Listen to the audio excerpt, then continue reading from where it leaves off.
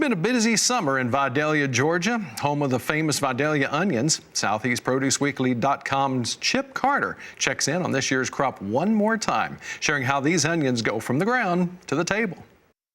I'm in Vidalia, Georgia. You have been enjoying those famous sweet onions for a while already. We thought we'd show you a little bit about how they get out of the ground and on your plate. So John, we've seen the end result. We've all seen these Vidalia onions in our stores and in our pantries and on our plates, but what are the steps in this kind of thing? It starts all the way back in September when we plant our seed beds, and then we transplant those plants into the field in November and December, and we're planting every one of them by hand. So there's 85 to 90,000 plants per acre, and you think about an industry that's 10,000 acres big.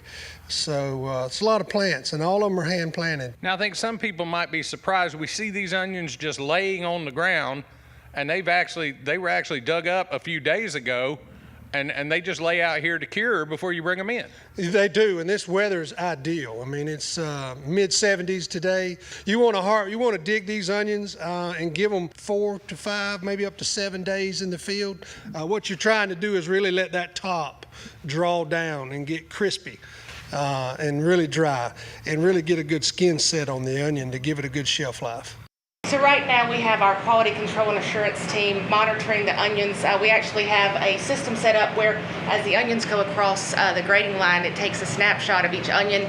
We're monitoring for any kind of internal damage or decay. We're looking at the sizing profiles and just watching the quality.